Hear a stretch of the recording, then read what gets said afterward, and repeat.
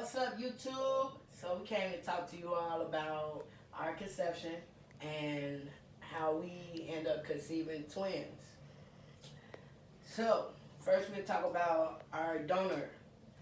We decided to go with a known donor, somebody that was willing to help us in our process, but didn't want any input on our child, but at the same sense that can ask our child or our child can ask them anything that they wanted to ask them when they got older, and that we had a history background check on them. And yeah, want to add anything to that? No. So after we went with our known donor, we began to start our process, and our first time was a dud. Things did not go good. You want to explain on that? Um, so basically, we was going off of my period cycle, and we downloaded all the apps. We had like 50 apps, and I thought my period cycle was 30 days, but it was actually 28. So the first month we did it completely wrong. Like the ovulation was off, everything was just off. So when we did it, I had already ovulated basically. So we have to try again the next month. Anything else? And the next month was a success because we have baby RJ in there, and it was too much of a success. At 7 weeks, we end up losing one of our babies. So we had two. We end up losing one of our babies. That's why the blog's been so late, because we've been wanting to do it, but with everything that was going on, it was a bit much for us to take on. Yes, we do have 6 kids together. She has 3, I have 3, and this is our 7 together. I hope about it. So, let's talk about how we started. So, for the first time, we did not use pre-seed. We did not use this. We thought about it, but then we were just like, we'll give it a try without it, because we know she was fertile, and I kind of figured that we wouldn't have no problems because we already knew she was fertile, but we did. Have babies. Right. Well, we didn't have problems, I want to say. We just missed the ovulation period, so technically we didn't really have problems. So our second time, we did use pre-seed just so that we can get that extra boost. And we did it the old-fashioned way, honestly. Cement in a cup, lid on cup, cement rushed to the room. We did pre-seed first, and then we did the cement. We put the cement in afterwards. But it was spread it out in time. Like, we probably did like 30 minutes. Right. We didn't do it close together. Did the pre-seed 30 minutes before we actually inserted the semen. So, I don't know. We don't really know if that actually helped or not, because, like I said, we did it wrong the first month, which it has been people who said that they, got it done that way. But I was actually ovulating, and I knew I was ovulating that month, because, like, we was tracking everything the next month, everything. To the cue, like, we was using ovulation sticks, just everything. We didn't my do moves, that the first time. how I was feeling, all of that. We did it all. Even though I already kind of knew when she was ovulating, I'm kind of like key to knowing these type things. She thinks I'm not, but I am. I kind of knew. So, yeah, the first time we didn't track, we tracked off the apps, but we did not track as far as the ovulation sticks or none of that. And one thing you got to be careful about is going to the doctor early. Yeah. Because And I knew I was pregnant. Like, from the moment I got pregnant, I knew I was pregnant. But of course, you have to wait until after your missed period and all of that. And I ended up taking the test. What was it? The morning of that my period should have came. Yeah.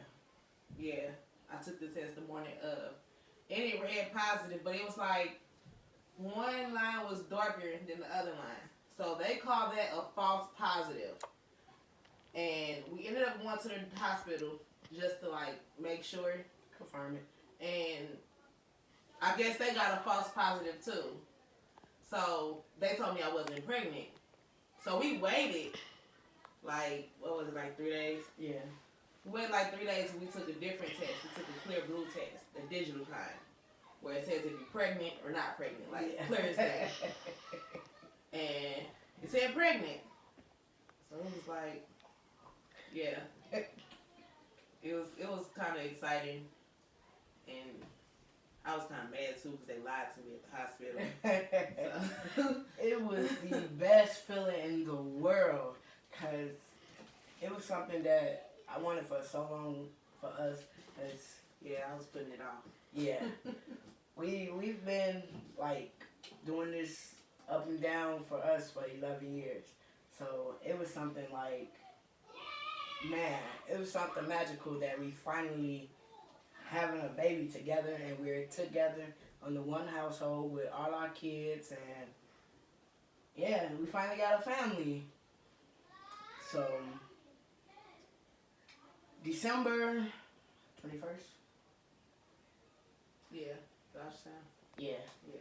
December 21st came, and I was 9 weeks at that point. yeah, our lives changed dramatically because it's something about a woman's intuition. I have been telling her for how long? Basically, since I got pregnant. Right. Since we found out. Right. Technically, since we found out that we was pregnant, that it was more than one baby. I believe that it was 2 babies. I had been telling her from the very beginning. Because she was early on, the doctors didn't want to check her, was it HGC? Yeah, HGC. They didn't want to check her HGC levels. And what can you do? You can't do anything. So it came for our ultrasound, and we found out that we lost baby B. Man, when I say that was like, how long did it take them to let me in the room? 30 minutes or an hour? I don't know, really remember because I ain't have my phone. Like they had me sit everything down, but it was a while. Like, and I was really trying to figure out what was going on because she kept having me hold my breath, and like,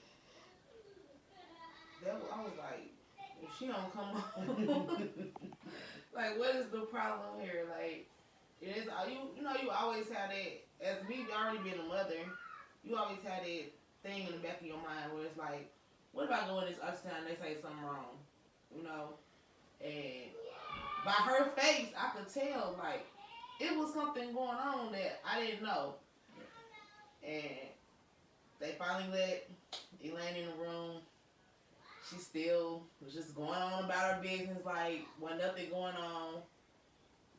And at the end, she was finally like, the twins run in your family? And I'm like, yeah, they run in my family and the donors family too. So it was a strong possibility, but I wasn't going. Like, she's in denial. But in the hallway, I was freaking out. I was out there freaking out. What do you mean? It took forever. You tell me for it. Yes, I was out. I called my sister because I was like hysterical. Like, oh my God, it's taking too long. Something's wrong. I don't know. I didn't know. So like, I believe it was either 30 to 40 minutes before I even went in the room. I was freaking out. I was pacing the floor. I was scared.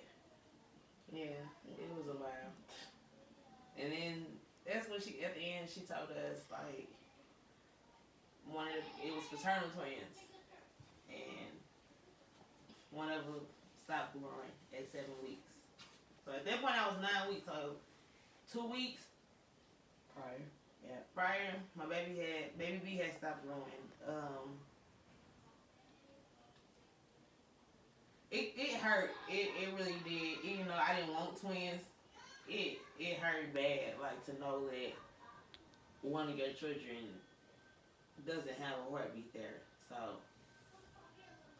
we still got a picture of them. All of that. Anything else? Yeah. I don't know. I don't know. It was really tough for us. I think we kind of like grieved differently about it. It was just like it was just the hardest thing in the world because I knew that it was another baby there, and then to find out that our other baby was gone, it was definitely the hardest thing in the world. But we had to proceed on with baby A, and that baby A continue to be healthy, and that we mentally pull ourselves together because we can put that type of stress on baby A. She could stress out baby A. If I would have kept going with my hurt and my pain, I could have stressed her out, which is it would have stressed baby A out. And baby A is doing perfectly fine. He is grown. Yes, he is a he. Yeah. She was team girl. We won. Yeah. So I was team girl. She was team boy. She won, of course, that's fine. At the end of the day, I just want a healthy baby. I honestly, after losing baby B, I went completely team neutral. I didn't care if it was a boy or girl. I just wanted our baby to be healthy and to be okay. You really did care. I mean, just a little bit, but because of the situation, I really didn't care. I was just like, you know what? We get our baby here as healthy as possible and as safe as possible. That's all that's on my mind. Because I honestly knew it was a boy. We hadn't even came up with girl names at all. We could not stick our head together to come up with a girl name. So we end up coming up with a boy name anyway. So he already had his name. It was perfectly made just for him because we knew it was a him. So, anything else to add? And that's our story. So, if you keep going with us, we will keep going with you all. So, follow us, subscribe, and hit the bell, and you know the rest.